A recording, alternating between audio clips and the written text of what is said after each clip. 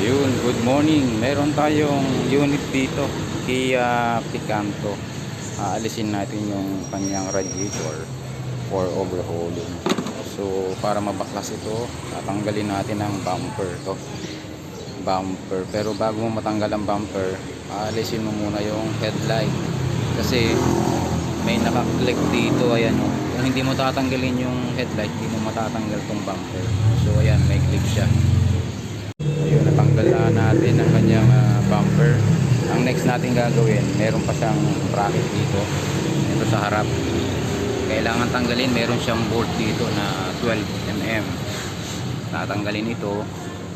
Plus, meron din dito. Itong nasa ibabaw. Yung bracket na yan. Tanggalin din natin para free na yung radiator. Hindi na mahirapan. Mabilis na tanggalin pagka ganun. Yung napansin natin dito yung kanyang radiator, ito ang itsura.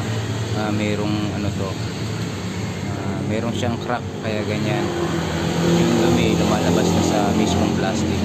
Tapos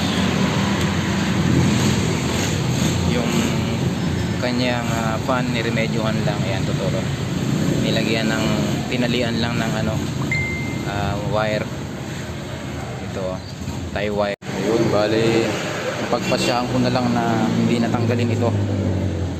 Ang tinanggal ko na lang yung ibabaw kasi masyado ng maraming babaklasin. At least dito sa ibabaw maluwag na siya, pwede na siya matanggal. Ayan, totoo nga, small but terrible talaga, totoo yun.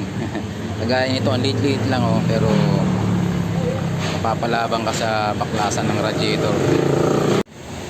Ayun, after natin matanggal tong bracket nasa ibabaw yan, tatanggalin naman natin tong radiator fan. Nakakilip lang siya dito, pindutin mo lang yan, then iaangat mo yan. Ayun, naangat na, ganun din sa kabila. Yan, ipindutin mo, then angat. So pwede na matanggal to. Yan, hilahin mo lang yan pataas. Ayun, then may napansin ako dito sa kanyang radiator. Ayan, meron siyang ano, steel epoxy. So ibig sabihin na repair na ito dati.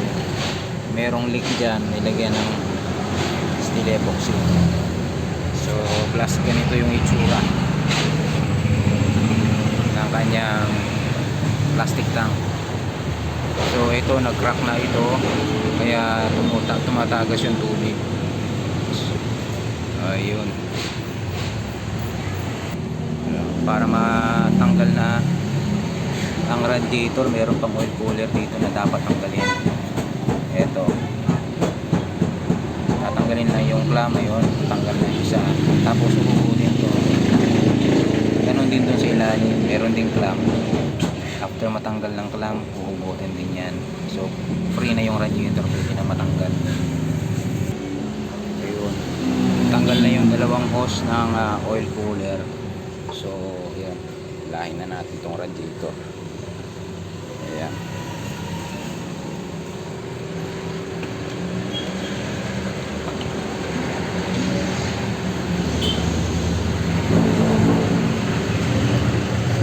ito ba yung kanyang radiator.